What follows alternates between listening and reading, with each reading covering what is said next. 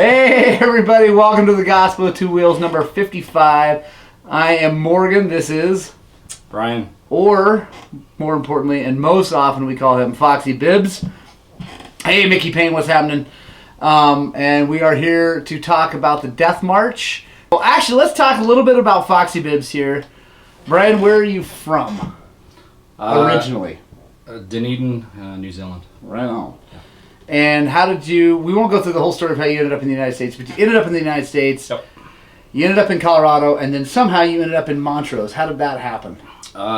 Basically through work, and I came out here to ride. I was in Denver for about 5 years, and do some camping and riding, come out to the Western Slope, and I got an opportunity to move out here for work, so we took it, and been here 2 years this month. Nice! Right on. And so would you say the main reason you live in Montrose is for dirt biking?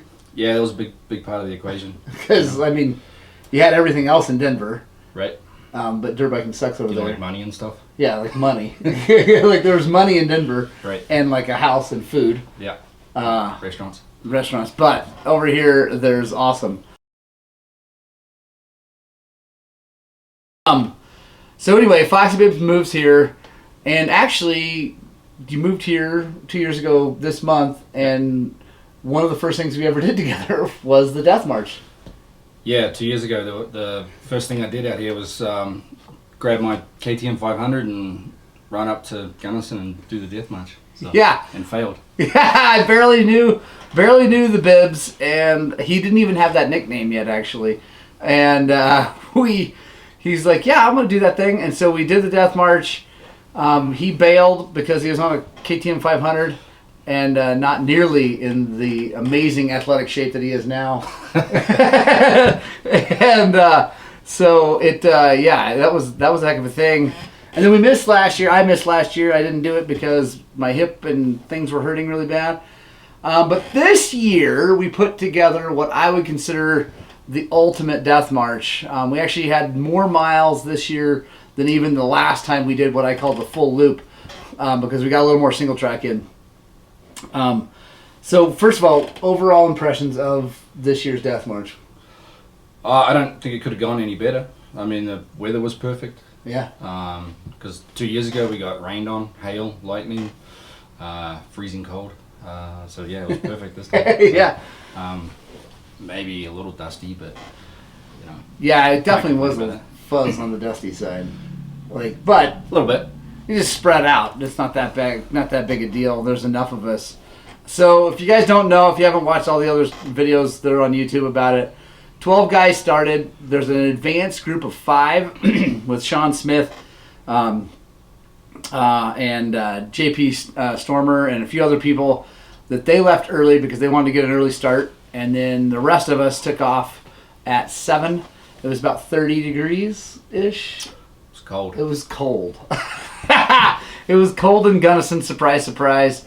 And you ride for, I don't know, it's almost 15 miles. 12 or 15 miles up roads. And it kind of sucks to get up to where we actually get on the trail.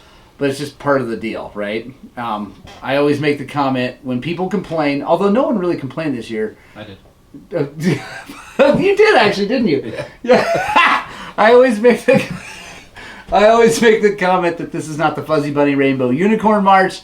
It is called the Death March. So that's kind of the whole point, is that it sucks, parts of it. So we get on Fossil Ridge. But what do you think of Fossil Ridge? Like scale of 1 to 10, like difficulty level. Give me that. Oh shoot. The whole, like, you got to take the whole thing into account, not the individual sections. Over to Gold Creek? Yeah, over to Gold Creek. 6. Right on. With some moments, I would say, of tough. Yeah, there's a couple really slippery, rocky, creaky bits. Yeah, kind of down low, right? Yeah. Like down low, you kind of get. You warm up pretty quick. Yeah, exactly. Yeah, you're freezing cold, and then you get on the stinking trail, and it's crazy. But yeah, you get in the trees, it's kind of side hill, and it's all wet, and it's always wet. I don't care what year it is, whether it's a wet year or dry year, it's always wet in there. And that kind of gets you warmed up, and then you climb up way up high. It's super awesome, beautiful views. Drop down to Gold Creek Campground, And then Gold Creek Trail's the next one. How would you rate that one, Bibs? That one's pretty easy. Yeah. Yeah. So like 4, 5. Yeah. I mean, because it does have a couple of spots. a couple like side hill spots. That's the only thing that would really like ruin your day. It's not hard, but there's a couple like super off camber side hill spots that are loose. And if you made the mental error of getting a wheel off of that, it's not going to be the end of your day, but it's going to suck getting your bike back up on the trail. Yeah. But that one's super fun. A 6 to the Bibs is probably more like a 12 for me, Wes. Absolutely. So you can't take this guy. Quick aside, Foxy Bibs, Mr. Brian Hellier, does hold the title of Mr. Enduro. And he can't lie and say that he doesn't because he showed me the trophy. Yeah, but that was from 1800, so it doesn't count. So it's so long ago. But it's true is the thing. So he is Mr. Enduro. I was the only one that came that day. I was the only. There was no one else there, just me. Not true. Not true. So you're right, Wes. A 6 to him is more like a 12 to the rest of us. Yeah. So then we go over to Taylor Park. Taylor Park Trading Post. We were there way early this year, like 9 something, wasn't it? Was it before 10? It was almost 2 hours earlier than 2 years before. Yeah. Yeah. So that was awesome. Our buddy Eric Hahn, who I don't see Eric watching, but Eric, if you are, thank you so much for being the gas guy and the snack guy. That was awesome. The snack guy was the best part. Yeah. Like, that was awesome. That made a big difference, actually. Yeah. The year before, having Eric there. Yeah. That was awesome. And then we go to what, personally, I consider the hardest section of the day is the Timberline Trail. And not because it's technically the hardest. It's just long and rocky for a really long time. What do you think about that? Out of the whole day, would you consider it the hardest section? Just like physically? Physically, yeah. Because it just doesn't stop. You know? Right. It's, what, an hour? Yeah. I think it's longer than that. With the brakes and... It's like first, second gear for an hour. And the rocks. Yeah. Just bouncing. Everything hurts. Yeah, and there's no suspension setup that makes it go away. Because I would argue that the setup I have on my 250 KTM is really, really good. It still sucks. Yeah. It's just brutal. You're pretty happy to see the end of that trail. Yeah. Yeah. But yeah, when you see the road, because you're coming along at the end and you can see this road going down and you know that's where you're going. I look for it. The sad thing is I kind of look for it the whole way. I start looking for that road 2 miles in. Yeah, I was doing that too. Because I remember, I've only done it once before, so twice now. But I remember there was a steep downhill at the end. Yeah. So I kept riding along and I'm like, I think it's right here, I think it's here. And come around and that's not it. So you gotta keep going. Yeah, that thing is gnarly. Dave Fawn, Taylor Trading Post to Gold Creek and to Fossil and back to Taylor. Any guess on how long? Oh, okay. So, what do you think? With Trading Post, Gold Creek, Fossil, and then all the way back? 3-4 hours. Yeah, sounds about right, Dave. Because we did it from Fossil to Taylor was probably, because we left at 7, we got there let's call it 7:30. We got there at 9 something. So yeah, if you put your head down, I would say 3 hours. If you took your time and took some pictures, probably 4.5. Yeah. That sound about right? Yeah. You could do it in 3 if you... Yeah, you could definitely do it in 3 if you put your head down. Matt Simpson, did Eric give free rub and tugs? Yes, he did. Foxy Bibs took advantage of that. John Capdo, he said where he's from. Where are you from again? Because the audio was bad. Dunedin, New Zealand. Southern man. Yeah, from down south. Timberline, honestly, I don't really like Timberline Trail, to be honest. No. Well, yeah, I don't like it at all. It's kind of part of the point, though. Again, not the Fuzzy Bunny Rainbow Unicorn March. It's really not a fun trail. I'm not gonna lie. I don't look forward to any of it. No. Except the ending. Yeah. It's not good. Star Trail's fun. Yeah. Timberline's not so much. Star Trail. So we do Timberline. You come down, you ride some road up to the base of Star Trail. Give us a rundown on Star Trail. Just give us the kind of blow by blow on Star Trail? Because Star Trail's an awesome trail. It's what, 8 miles. Yep. I know 2 years ago we did it. It was wet.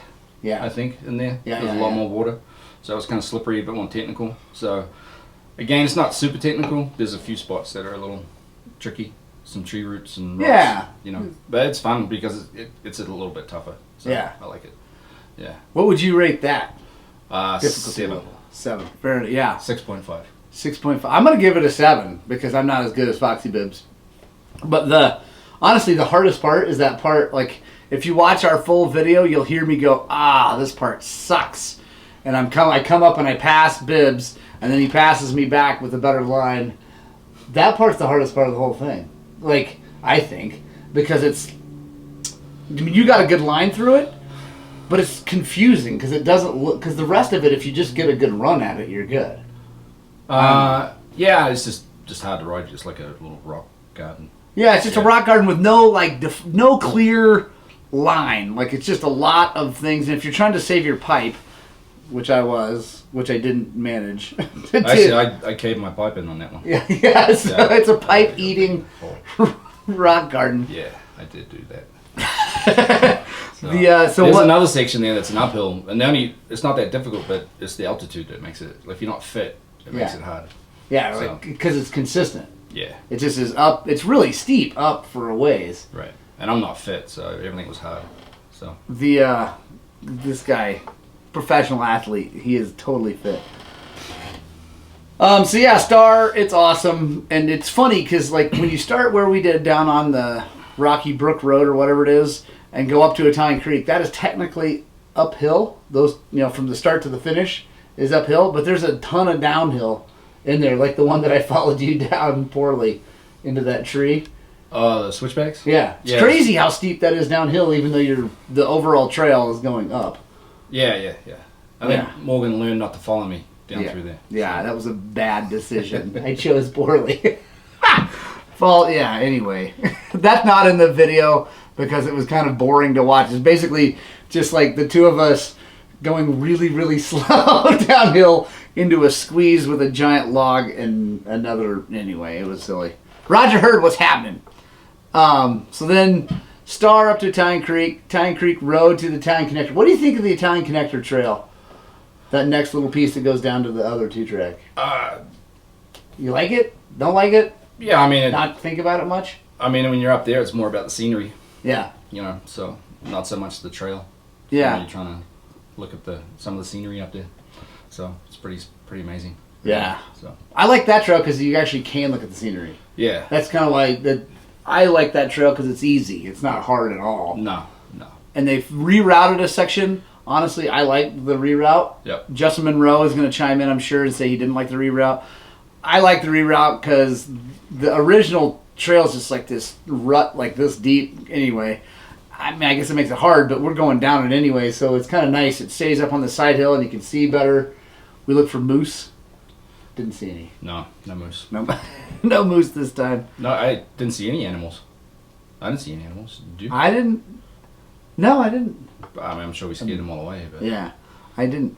Ryan Oberlander, is this the guy who whooped me out in Dry Creek? Yes, it is. Yes, it is. Jeremy Shannon, did you see the abandoned bike on Cement Creek Mountain Trail before you come to... no, Ryan Judy. No, we didn't because Jeremy, we didn't take Cement Mountain from Dead Man's over. We went Dead Man's all the way back out to the truck to get lights for people, so we didn't get that section. But I did hear about an abandoned bike. Matt Simpson, absolutely, I believe that it is one of the best scenic trails. Then from there you go to Bear Creek Trail. That's when the thing gets like smooth and fast, right? Like, because remember we went down the road up, got on that super smooth single track. Yeah. That thing's fun. Yep. Yeah. Yeah. Yeah. Oh, it was all fun, but yeah. Well, yeah. That one's just fast. It's like Yeah. I like them all fast. So. Right. We went up that one, right? Well, you kind of go up for a little ways, go across that road, then you go down out to the gas.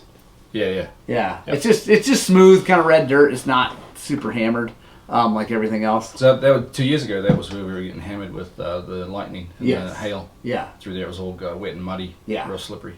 Yeah. Yeah. And this year it was dusty, Yeah. but it was nice. Easier. Much easier. And then up Dead Man's to Reno Ridge. That's a fun trail. That one. So you climb up. We get to the top of that ridge and we go right. Mm-hmm. That thing's super fun, and doesn't get ridden that much. I don't think because it didn't seem as like it's all chewed up like everything else. Right. Then down to Cement Creek Road, and then up Cement Creek Road. That's just a road. It's pretty though. That's beautiful actually. Yeah, I think. And then up the Mount Tilton Trail. How about that thing? That was my favorite piece of the day. Climbing on, getting to the top of Mount Tilton, because it was pretty tough. That's loose and rocky, and I was halfway up and I hit neutral, so I had to start halfway up. So that sucked. Yeah. But and then the sun. So we were doing. It was right when the sun was at the perfect angle. So we're going up, sun straight in our face, trying to get up through there. But that was my favorite piece actually. Yeah. Because I think that was the most difficult, and the scenery up there is pretty amazing. That was the most fun for me. Yeah, that was awesome. The lack of vision was exciting because, like, if you haven't been up to the top of Mount Tilton, it's got to be almost 13,000 feet. I mean, it's 12 something. It's way up there, and maybe someone knows and they can chime in. But the last climb is like legitimately hard and loose and steep. Well, the other thing too, my bike had no power. Yeah. Up there. I mean, I was just on the clutch, just trying to get up, just to get enough power to get up the hill. Yeah. If you're on a 252 stroke, it's definitely struggling. Yeah. Like, I was struggling, the bike was struggling. So, yeah. There's a lot of struggling going on. Yeah. And you get up to the top, though, and it's like the whole Rocky Mountains are your view. Yeah. Right? I mean, it's just like you're in the dead center of the biggest mountains in the state. It's so cool. You can see Aspen, Crested Butte. I mean, you can't see the towns, but you can see where they are if you know where you are. Bibbs didn't really know where he was. No, I was on top.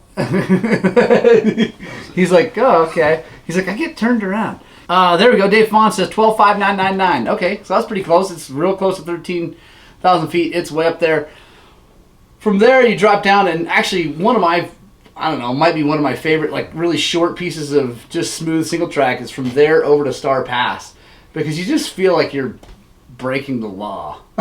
Because you're going across Alpine, you're so far up in the mountains that, I mean, these days with the way people look at motorcycles, and I hope it stays open forever, but it definitely, you're doing something that not a lot of people do on dirt bikes, and it's really cool. So then Star Pass, Jeremy Schoening, thank you for the little message you left us there. That was awesome.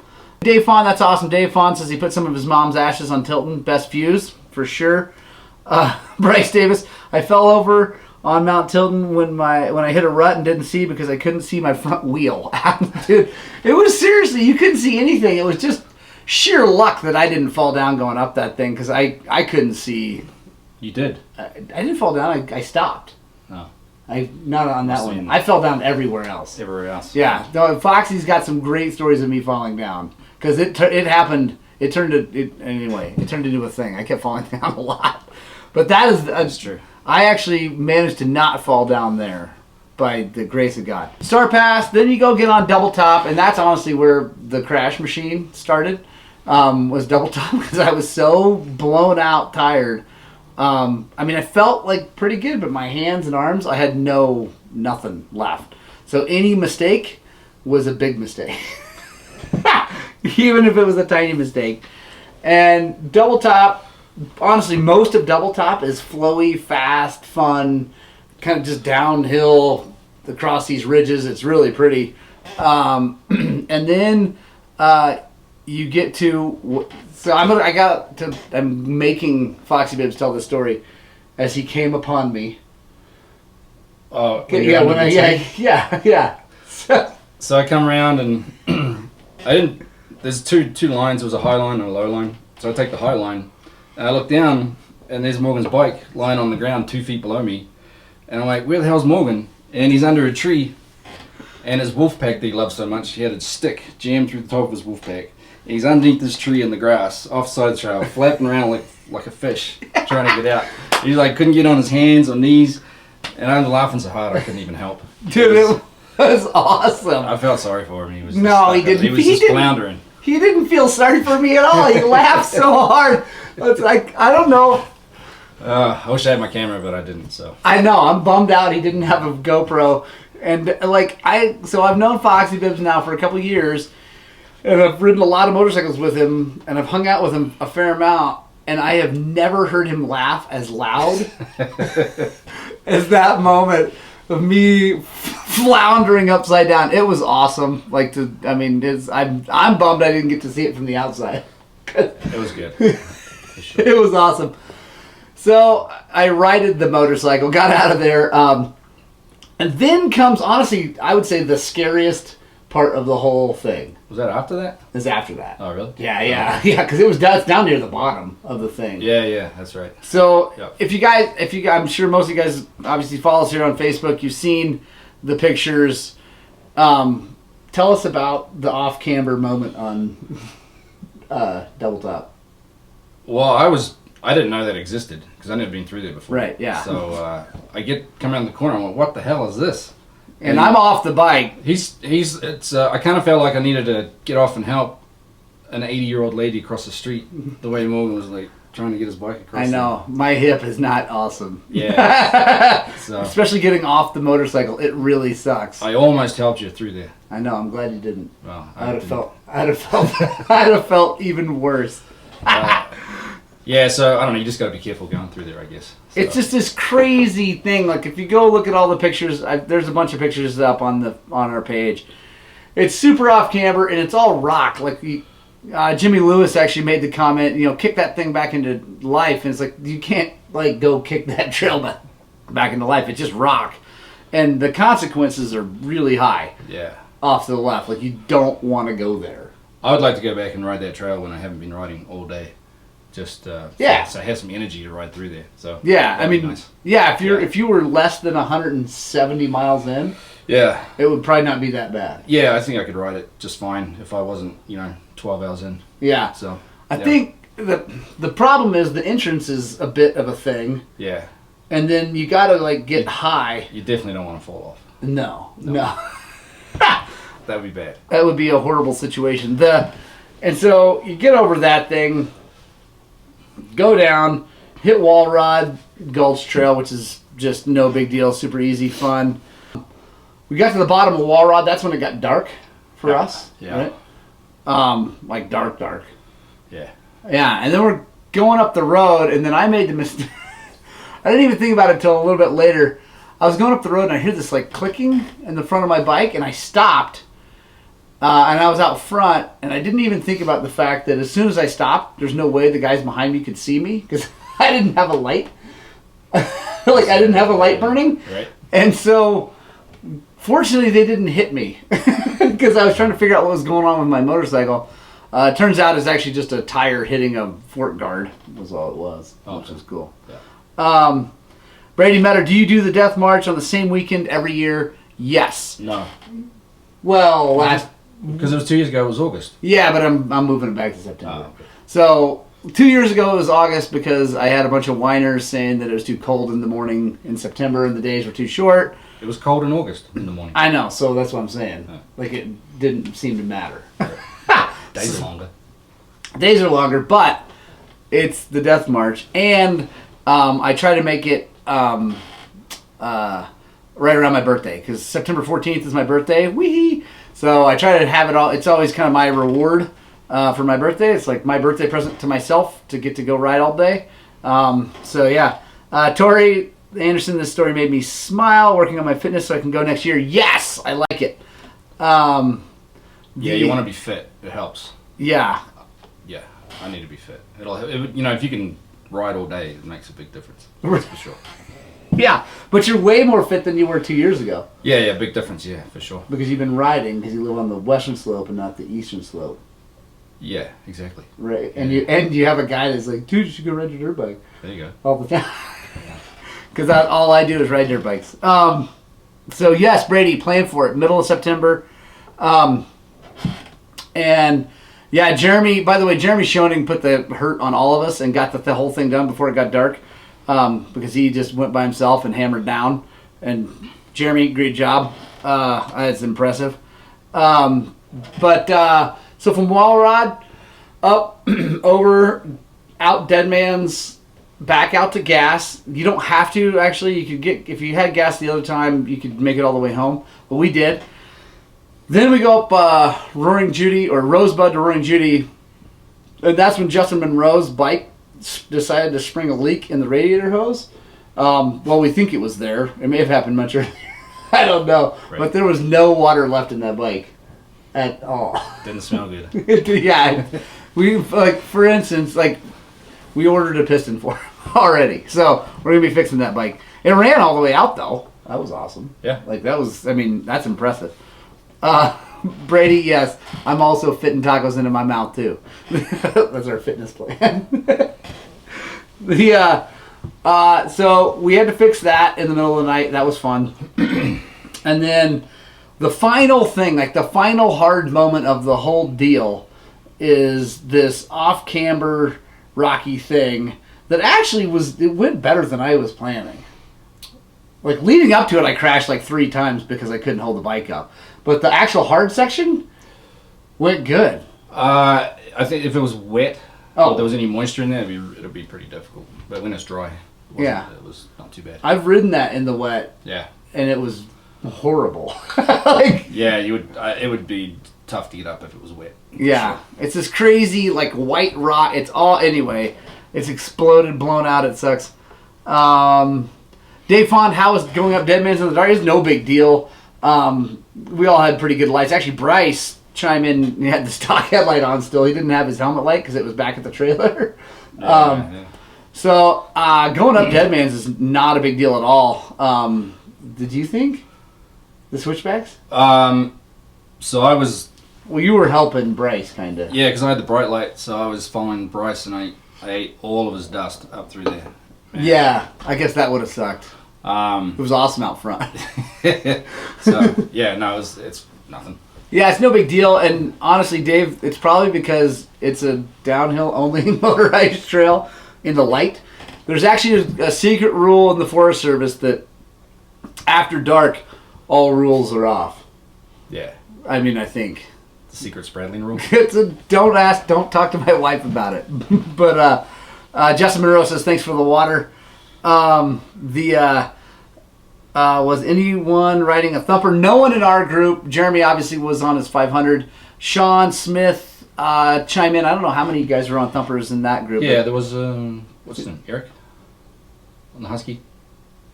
In our group? Yeah. Oh, yeah. I forgot, yeah. No, Eric Perry rode a Husky. He bailed.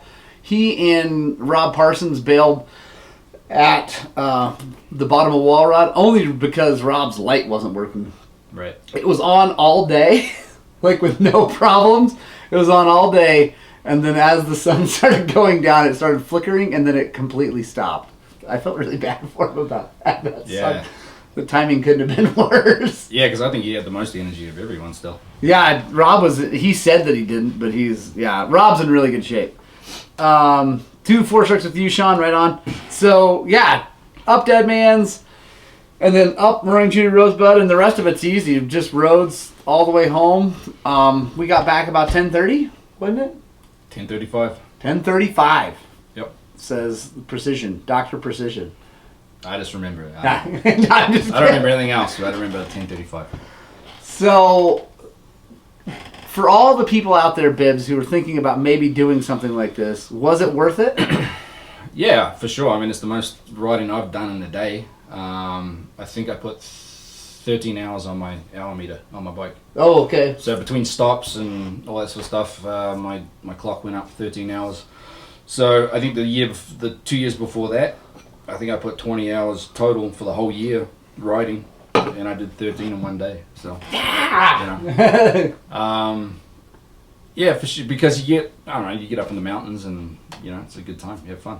So, yeah, it's a good time. Push your body a little bit. Everything hurt. My hands, my knees, my ass. So yeah, it was good. Yeah, it was super good, and it's all about just a pace that you can maintain, right? Like Sean and his group, they charged out early. They pushed hard and didn't do a ton. They didn't hang out at the stops much because they wanted to make sure they wanted to get as much done before dark as possible. And they did. They absolutely crushed it. That was awesome.